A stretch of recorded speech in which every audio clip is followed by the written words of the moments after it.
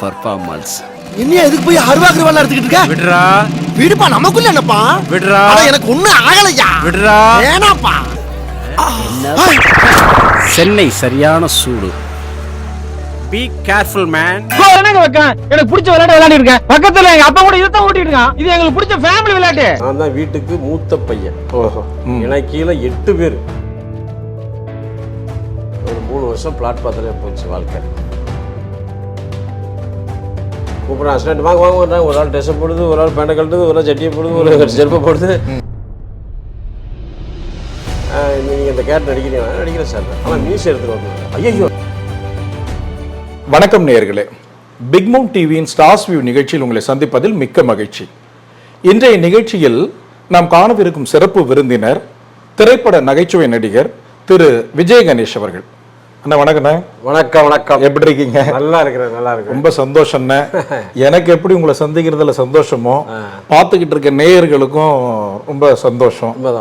அண்ணே, உங்களை பார்க்கும்போது உங்களோட அந்த நகைச்சுவை பட்டாளத்தே பார்க்குற மாதிரி இருக்கு குரூப்பையே. ஏன்னா நீங்கள்லாம் ஒரு பெரிய அணி இல்லையா? வைகை புயல் வடிவேல் அவர்களோட நீங்கள்லாம் வந்து சேர்ந்து நடிச்சதை பார்த்து நாங்கள்லாம் வந்து மகிழ்ந்திருக்கோம், சந்தோஷப்பட்டிருக்கோம். உங்களோட நகைச்சுவை பட்டாளத்தை பற்றி கொஞ்சம் சொல்லுங்க நேயர்களுக்காக. அதாவது நகைச்சுவை பட்டாளம்னா நம்ம டீமே வேற மாதிரி. ஏன்னா அந்த வடிவேல் சார் கூட ஒரு 10 பேர் அப்படியே தனித்தனி சீனாக கொடுத்துருவார் எல்லாருக்குமே. சிங்கமுத்தன், அல்வாவாசு, நான், இவர் சுப்ராஜ், போண்டாமணி, பெஞ்சமின், முத்துக்கால், இப்படி லிஸ்ட்டு போயிட்டு பெரிய பட்டாளம். ஆமாம். அந்த டீமு இப்போ இல்லை. அதுதான், அது ஒரு இல்லை பொற்காலம்னே சொல்லலாம். கண்டிப்பாக உங்களுடைய அந்த டீம் ஒரு இன்னைக்கு வரையும் அந்த சேனலில் பூரா அந்த காமெடி தானே போட்டுட்டு இருக்காங்க. காமெடி சேனலில் பூரா எல்லா சேனல்லையும் போயிட்டு இருக்காங்க. அதனால நாங்கள் என்ன பண்ணோம், ஒரு பெரிய ப்ளஸ் பாயிண்ட்டு, மக்கள் மனசில் இன்னும் ரீச் ஆகிட்டே இருக்கிறோம். ஆமாம். என்ன உங்களது சொந்த ஊர்? ஏதோ ஒரு புதுக்கோட்டை மாவட்டம். அறந்தாங்கி தொகுதிக்கு உள்பட்ட மணல் மேல்குடி அப்படிங்கிற ஒரு ஊர் தான். மணல், ஆனால் உண்மையிலே மணல் தான், அது மணல் தான். அதனால தான் மணல் மேல் குடின்னு வச்சாங்க. மணல் மேல் குடி. ஆமாம். ஓ, நல்ல அருமையான ஊர்னே. ஆமாம். இன்னொருத்தர் கேட்டார், என்னங்க மனைவி அவங்க ஊரில் எல்லாம் குடிச்சிக்கிட்டே இருப்பாங்க, அட பாவி. மணல் மேல் குடி நினைச்சிட்டாரு.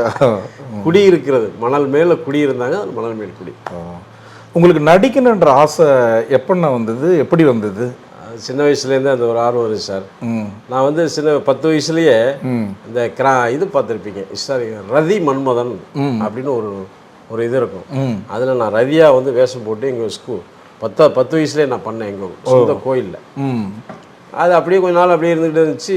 திடீர்னு ரொம்ப 1980 ஒருதலை ராகம்னு ஒரு படம் ரிலீஸ் ஆச்சு. டி ராஜேந்திரன்.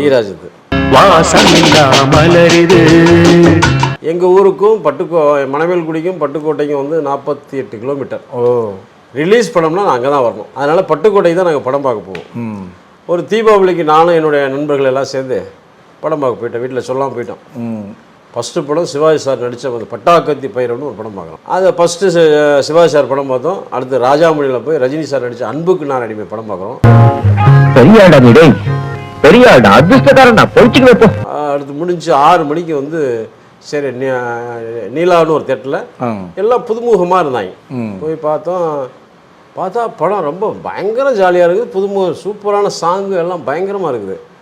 அப்போ என் நண்பர் சொன்னாடே, என்னடா அது நீ நடிக்கிற நினைக்கிறேன், ஒன்னே மாதிரி ஒருத்தர் இருக்கார் அதில் படத்தில் அப்படின்னு. யார் தெரியுமா?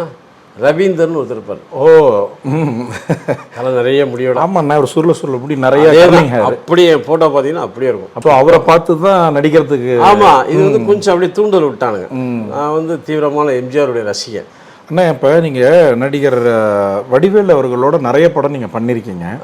அவர்கிட்ட நீங்கள் இருந்து நடித்த அந்த அனுபவம் பற்றி ஏதாவது ஒன்று மறக்க முடியாத அனுபவத்தை பற்றி சொல்லுங்கள். நல்ல ஒரு அற்புதமான ஒரு நடிகர், நல்ல நடிகர். அந்த ஹீரோ நடிக்கணும் வந்தேன்ல. ஆமாம், வாய்ப்புகள் கிடைக்கல. ஹீரோ ஃப்ரெண்டாக நடித்தேன். நிறைய படம் ஹீரோ ஃப்ரெண்ட்ஸாக நடித்தேன். மறிக்கொழுதுன்னு ஒரு படம், காசு தங்காசுன்னு ஒரு படம், வசந்த வாசல்னு ஒரு படம், இப்படி நிறைய படம் ஹீரோ ஃப்ரெண்டாக நடித்தேன். அப்புறம் அதுலேயும் செட் ஆகல. வில்லன் கூட நிறைய படம் வில்லன் துணை கதாபாத்திரம் நடித்தேன். நீங்கள் சொல்லும்போது ஃபஸ்ட்டு எங்களுக்கு உங்களோட படம் அப்படின்னா ஞாபகத்துக்கு வர்றது வந்து இளைய தளபதி அவர்களும் வைகை புயல் வடிவேல் அவர்களும் ஒரு காட்சி நீங்கள் வருவீங்க சைக்கிள் ஓட்டிக்கிட்டு. மதுரை படம்.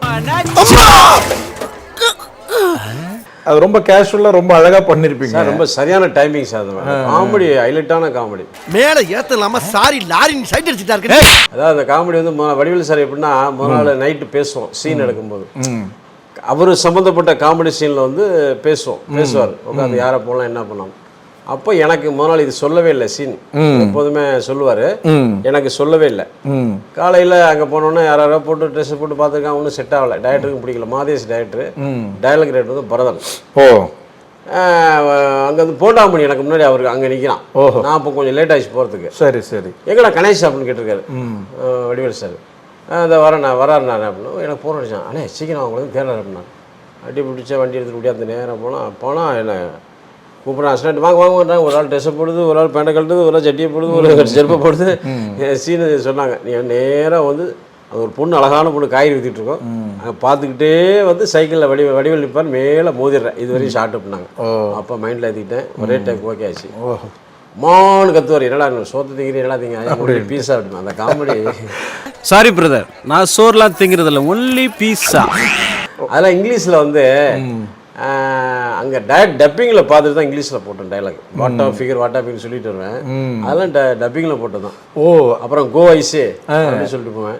அதெல்லாம் இங்கிலீஷில் போட்டது தான். ஆக்சுவலாக ஸ்பாட்டில் இப்போ நீங்கள் பேசல, டப்பிங்கில் ஃபில்அப் பண்ணி. டப்பிங்கில் பரதன் சார் சொன்னார், நீ பார்த்து அக்யூஸ் மாதிரி இருக்கிற, லுங்கியை கட்டிட்டு வர்ற, இங்கிலீஷில் பேசுகிறேன், காமெடி எடுக்கணும் அப்படின்னாரு. Super super. சென்னை வேலு சரியான கர்ச்சிப்பு எடுத்து அந்த கர்ச்சிப்பு எடுக்கிற மாதிரி கையை அப்படி வைப்பேன், உன்ன அப்படிம்பேன். டேய் வேணாண்டா என்னடா சொல்லிட்டு, டேய் விட்டுடா தெரியாமல் சொல்லிட்டு விட்டுடா அப்படிப்பாரு. அது பி கேர்ஃபுல் அப்படின்னு சொல்லி கர்ச்சிப்பு எடுத்து சென்னை வேலு சரியான சுடு கோயிசே அப்படிம்பேன். சென்னை சரியான சூடு. Be careful man. எனக்கு இப்போ அது நீங்கள் சொல்லும்போது இந்த சீன் அப்படியே பார்த்தா மாதிரி இருக்கு எனக்கு. இது நல்லா இல்ல. நான் நல்லா இருக்கேன்.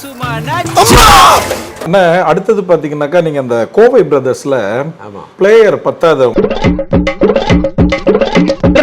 கிரிக்கெட் பிளேயர், ஆமா, உங்களை கூப்பிட்டு வந்து விளையாட வைப்பாங்க. டேவிடா இருந்தவங்கள டிராவிடா மாத்துவார். டேவிட் இன்னையில இருந்து உன் பேர் டிராவிட். இந்த சீன் அனுபவத்தை பத்தி கொஞ்சம் சொல்லுங்க. அதுவும் இதே மாதிரி தான். நைட்ல வந்து பேசியாச்சு.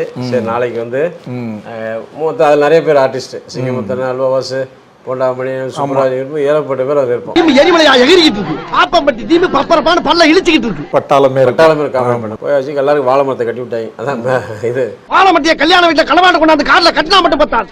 பேடு கட்டிட்டு ஒருத்தர் கோழி பிடிக்கிறவரை கூட சேர்ப்பாங்க. கிரிக்கெட் ஆட்டத்துல சேர்த்துக்கிட்டா நீ கோழி பிடிக்கிற மாதிரி பந்த பிடிப்பியா? இப்போ நான் வந்து டயர் ஓட்டிட்டு வருவேன். சதீஷ்சம்பரம் சார் அதுக்கு ஷார்ட் வச்சா நல்லா இருக்கும். அதை பால் விட்டுற மாதிரியே டயர் ஓட்டுறது, அதுக்கெல்லாம் மியூசிக் எல்லாம் போட்டு எருமைக்கு பிறந்த எருமை அதெல்லாம் போட்டு க்ளோஸ்அப் போட்டு நிறையா எடுத்தார். பில்டப் பண்ணி எடுத்துட்டு கடைசியில் 2 பேரும் பிடிப்பாங்க. யார் சத்யராஜன், டேய் என்னடா பண்ணிட்டு இருக்க அப்படிம்பாரு. பார்த்தா தெரியலையா டயர் ஓட்டிட்டு இருக்கேன் அப்படிம்பாரு. ஏன்டா எருமை மாடு மாதிரி இருக்கு, டயர் ஓட்டுருவேன், இதுக்கு என்ன பண்ணுறது, கிரிக்கெட் விளையாட வரியா? வரமாட்டேன். ஏன்? என் தங்கச்சி பக்கத்துல டயர் ஓட்டிட்டு இருக்கு, அந்த டயர் கிழிஞ்சு போச்சு, வாங்கி தெரியா அப்படின்னு. என் தங்கச்சி இதே மாதிரி டயர் ஓட்டிக்கிட்டா கிழிஞ்சு போச்சு, புது டயர் வாங்கி தரீங்களா? அட எடுபட்ட விளையாடையா, உன் தலை மாதிரி ஒரு கிரவுண்டில் இறக்கி விட்ற விளையாடுறியா பாரு. அப்போ தான் சொன்னோன்னே சரி விளையாடுறமே, உன் பேர் என்ன? டேவிட், இனிமேல் டிராவிட்டு அப்படின்னு போடாமல் தூக்கி விடுவார். இப்படி ஒருத்தனா சேர்ப்பாங்க. அந்த காமெடி பார்த்தீங்கன்னா 2-3 நாள் எடுத்தோம். அருமையான காமெடி. அந்த கிரிக்கெட் காமெடி. அந்த பேட்டை தட்டுறோம்னு தண்ணி பொத்துக்கிட்டு வரும். ஆமா ஆமா. அப்புறம் தூங்கிடுவாரு. என்ன ஒன்று தூருவாரு இல்லை தூங்குற அப்படி ஏன்டா இப்போ பார்த்தா என்ன போட்டு கொடுத்துட்டே இருக்கு பாரு. அந்த காமெடி பிரமாதமான காமெடி. இப்போ இருக்கக்கூடிய நகைச்சுவை நடிகர்கள் யோகி பாபு ஆகட்டும், சந்தானம் ஆகட்டும், சூர்யா ஆகட்டும், அது வந்து எங்கள் கவுண்டமணி அசிஸ்டண்டே நான் தான். அப்படிங்களா? செந்தில் வந்து வேற கேட்டிருக்கேன். நீ யாரா? டேய் பகவத் தெரியுமாடா?